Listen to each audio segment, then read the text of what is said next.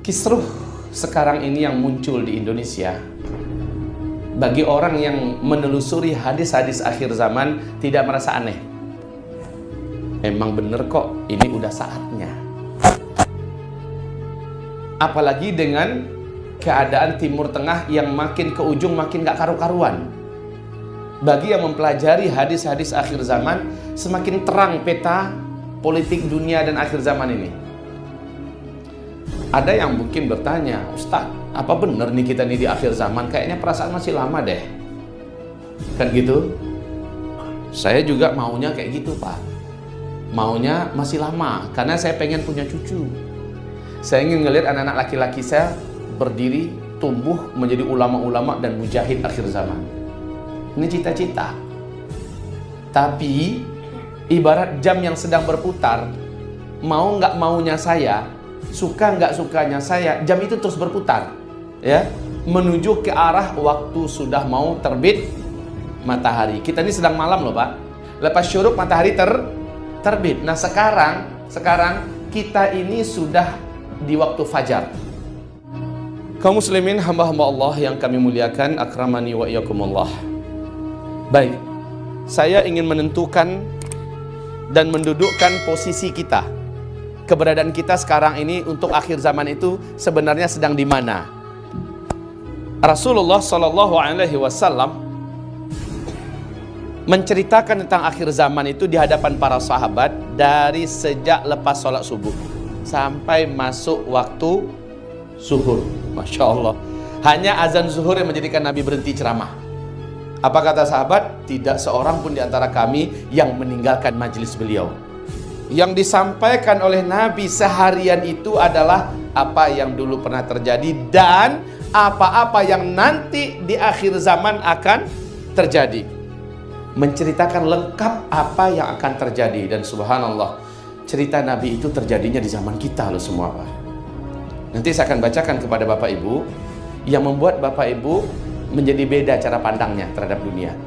Baik Bapak Ibu yang kami muliakan, benarkah kita sudah di akhir zaman? Bukti pertama, saya menyampaikan bukti-buktinya. Bukti pertama adalah hadis yang diceritakan oleh Umar bin Khattab radhiyallahu anhu, di mana beliau bercerita, bainama nahnu julusun indan Nabi sallallahu alaihi wasallam. Ketika kami sedang duduk-duduk mengelilingi Nabi, idh tala alaina rajul syadidu bayadi thiyab. Tiba-tiba saja muncul seorang lelaki yang baju jubahnya sangat putih dan bersih. Dia datang langsung duduk tepat di depan Nabi. Kayak udah akrab aja kesannya. Langsung bertanya, ya Muhammad, hai Muhammad, akhbirni anil Islam. Kabarkan kepadaku, hai Muhammad, apakah itu Islam? Dijawab oleh Nabi dengan rukun Islam yang 5. Setelah Nabi menjawab dengan rukun Islam yang 5, apa kata orang ini? Shadaqta, jawaban engkau benar. Sehingga Umar berkata, fa'ajibna minhu, heran kami dengan laki-laki ini. Yas'aluhu wa yusaddiquhu, dia yang datang, dia bertanya, dijawab Nabi, dia pula yang membenarkan jawaban Nabi. Siapa nih orang? Setelah itu laki-laki ini bertanya, mata sa'ah, hai Muhammad, kapan kiamat akan terjadi? Kenapa ini orang bertanya tentang kapan kiamat? Karena Nabi di mana-mana selalu menyampaikan kiamat dah dekat, kiamat dah dekat, awas, mari seluruhnya bersiap-siap, kiamat dah dekat. Bu'istu ana wa baina yadai sa'ah kahatai. Aku ini diutus dengan kiamat akan terjadi cuma kayak gini loh jaraknya, kata Nabi. Beliau mengacungkan ke langit 2 jari tangannya ini, jari tengah dengan jari jempol, jari telunjuk. Beliau menjarangkan sedikit, kata sahabat. Juga Nabi mengatakan di hadis yang lain, saat aku ini diutus, malaikat Jibril memberitahukan kepada aku bahwa Israfil sudah meletakkan pangkal terompet ke dalam mulutnya. Meletakkan pangkal terompet ke dalam mulutnya. Kedua matanya melirik terus ke arah arash. Melirik terus ke arah arash. Ngapain? Nunggu aba-aba, kapan ini mau ditiup. Jadi udah masuk tuh pangkal trompet ke dalam mulut. Ini menandakan apa? Menandakan sudah sangat dekat. Oleh karena itu, sahabat-sahabat seluruhnya tanpa terkecuali yakin bahwa kiamat itu akan terjadi dalam waktu yang sangat dekat, dan boleh bisa jadi mereka pun akan ikut menyaksikannya. Hanya untung saja Nabi pernah berkata, syirarul khalqi ala wajhil ard, seburuk-buruk makhluk di muka bumi ini adalah yang nanti akan langsung menyaksikan kejadian kiamat. Di hadis lain Nabi mengatakan bahwa umatku tidak akan pernah menyaksikan kejadian kiamat. Nah, para sahabat akhirnya terhibur. Hanya tanda-tanda yang diceritakan Nabi menjadikan para sahabat itu yakin bahwa kitalah orang yang mengisi akhir zaman itu. Oke. Supaya umat tidak sesat sampai ke akhir zaman, malaikat diutus Allah pura-pura nanya lah. Jadi sekarang ketahuan, ini adalah ternyata malaikat pura-pura nanya. Tapi yang ditanyakannya adalah ilmu. Tujuannya adalah jawaban Nabi untuk memberikan ilmu kepada semua. Saat ditanya mata sa'ah, kapankah kiamat? Jawaban Nabi adalah mal mas'ulu anha bi'a'lama minas sa'il. Tidaklah orang yang ditanya lebih tahu daripada orang yang bertanya. Ente lebih tahu kapan kiamat itu akan terjadi.